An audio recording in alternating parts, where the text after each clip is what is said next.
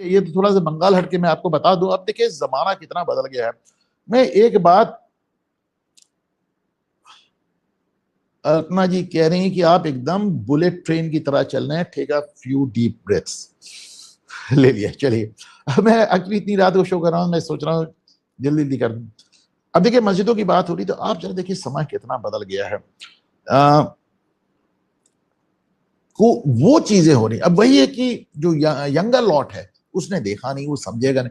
जैसे वो आपको लगता है कि नहीं ऐसे ही होता, ऐसे नहीं होता था यार, ऐसे नहीं होता था। इतना बुरा होता था कि आप सोच भी नहीं सकते, किसी मस्जिद की तरफ आंख टेढ़ी करके आप देख भी नहीं सकते थे साहब, आप सोच भी नहीं सकते थे। वो सब हो रहा है। आप और शुरुआत तो ऑफ कोर्स हमारे उत्तर प्रदेश से हुई, और हर हालत में आज से नहीं 92 से हुई, जब बाबरी गिराई गई थी। और अभी तो, अभी मैं आपको बताता हूँ बार बार, वहां दाल मंडी है, अच्छा थोड़ा धीमे हो ही जाता हूँ, दाल मंडी है वहां पे, काशी जो काशी कॉरिडोर है, जो काशी में हमारे विश्वनाथ जी का मंदिर है, तो वो दाल मंडी बहुत सकरा सा, बहुत पतला सा रास्ता है। और मैंने आपको कई बार उसके बारे में लेकर बताया कि वो दोनों ही तरफ मुस्लिम शॉप्स हैं, एकदम 100% मुस्लिम शॉप, और छह छह मस्जिदें हैं वहां पे। और एक जमाने में वहां पे आप जाते थे तो आपको लगता था यार दोनों तरफ एकदम एकदम मुस्लिम गेटअप भी रहते थे। लेकिन ये जब योगी का शासन आया तो उन्होंने अपना गेटअप बदल लिया, और दाढ़ी वाड़ी की जगह सब जीन्स वीन्स पहन के बैठने लगे। लेकिन योगी ने कहा कि साहब ये रास्ता तो चौड़ा होगा, और ये हमारे बाबा विश्वनाथ जी के रास्ते हैं, मतलब मंदिर तक जा रहा है, रास्ता चौड़ा होगा, और काफी वहां पे घर और मस्जिद वगैरह सब गिराएगी।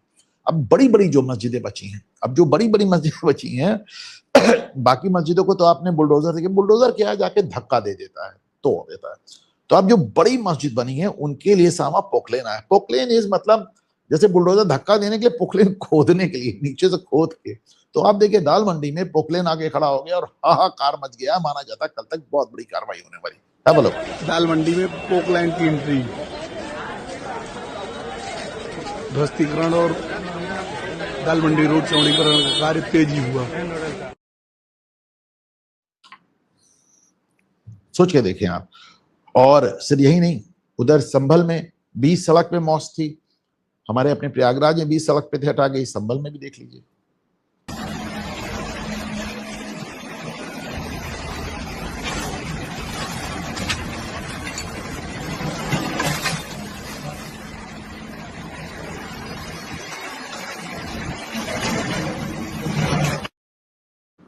और अब अगर इसी हिसाब से चलें तो सबसे बगल में पहले उत्तराखंड देखते हैं। उत्तराखंड में एक इतनी पुरानी मजार, अभी मैं देख रहा था, कोई आदमी ट्विटर पे लिख रहा था कि भाजपा की सरकार नहीं होती तो हटाना तो दूर की बात, पुष्कर सिंह धामी जो उत्तराखंड के मुख्यमंत्री हैं, इधर देख भी नहीं सकते थे आंख भुरज के। वो इतनी ज्यादा पवित्र, इतनी मुकद्दस, इतनी मान्यता प्राप्त मजार थी, उसको भी देख लीजिए।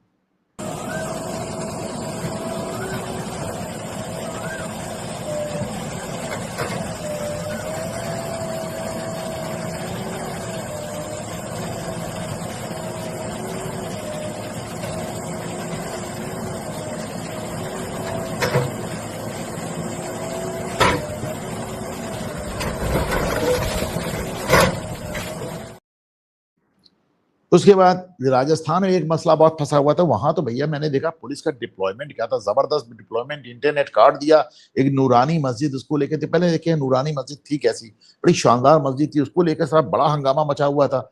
लेकिन आज नूरानी मस्जिद का भी नूर खत्म हो गया, देखिए।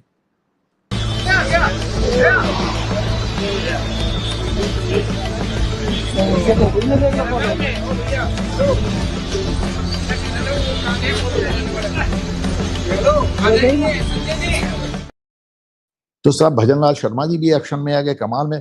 फिर हम सब जानते हैं कि मीरा रोड जो मुंबई में, वो एकदम खास मुस्लिम इलाका है, बहुत खास, वहां से किस तरह के दंगे होते हैं हम सब ने देखे हैं।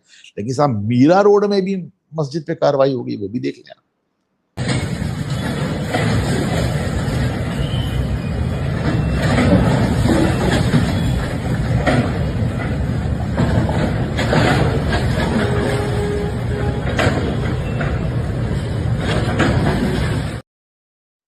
तो मीरा रोड में मस्जिद गिराना, आप समझिए नेक्स्ट टू इम्पॉसिबल से बड़ा इम्पॉसिबल, भाई हम कैसे बताएं, असंभव। एक बार हुआ, ये टहलाइए, आपको समझ में आ जाएगा।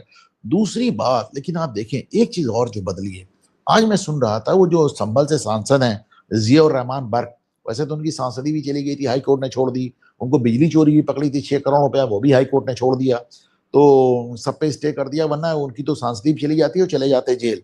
तो आज मैं उनका जो बयान सुन रहा था, आप सोचिए कि साहब किस दुनिया में हम जी रहे थे।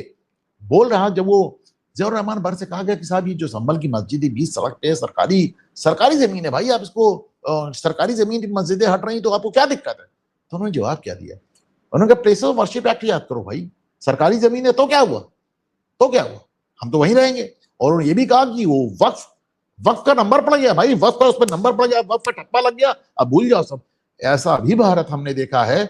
आज जो ज़ियाउर रहमान कह रहे हैं वो दोनों ही बातें उनकी नहीं सुनी जा रही हैं, लेकिन इसके पहले ऐसा ही होता था। आप ज़ियाउर रहमान के मुंह से सुन लीजिए। और उसके साथ साथ आप अगर देखें प्लेसेस ऑफ वर्शिप एक्ट पे भी जाएं तो वो मस्जिद करीब 150 साल पुरानी मस्जिद है। उसके साथ में उसको शहीद करना, और उसके साथ साथ कि आप ये देखिए कि जिस मस्जिद के अंदर जो वक्फ के में रजिस्टर्ड है उसको सुनने का अधिकार, फैसला देने का अधिकार न तहसीलदार, एसडीएम, डीएम, कमिश्नर किसी को नहीं है। अगर हमने कब्जा किया है तो उस कब्जे पे तहसीलदार, डीएम, कमिश्नर किसी को हक नहीं है। किसको हक है उसमें फैसला देने का? जिसने कब्जा किया, जिसने कब्जा किया वही उसमें फैसला देगा, और उस पर कोई फैसला नहीं देगा। उन्होंने बता दिया डीएम, कमिश्नर किसी को हक नहीं है। सोचिए ऐसे ऐसे कानून बने साहब। वो जो कई भाजपा से बहुत नाराज होता हूं, तो लगता है कि जब देख लीजिए कहां से कहां तक बात आ गई। अच्छा, अब देखिए, अब ऐसा क्या है कि होता क्या है जब सरकार इस तरह के काम करती है, मैं हमेशा कहता हूं सरकार का समर्थन आता है, पब्लिक भी अपने आप से आ जाती है। ये कॉकरोचों का धरना था, अब धरना था तो गर्मी में था, तो वहां पे शिकंजी बेची जा रही थी, बहुत लोग शिकंजी बेच रहे थे।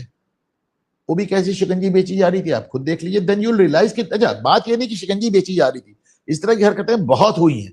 लेकिन अब यह है कि अब पब्लिक पुलिस प्रशासन का इंतजार नहीं कर रहा, खुद ही पकड़ के उनको या तो पुलिस के हवाले कर रही है और या फिर उनको मौके पे न्याय कर रही है। देखें, देखो भैया, ये है एक मोहम्मद आसिफ, इसने थूक के शिकंजी पिला रहे हैं सारे। देखो, ये देखो मोहम्मद आसिफ।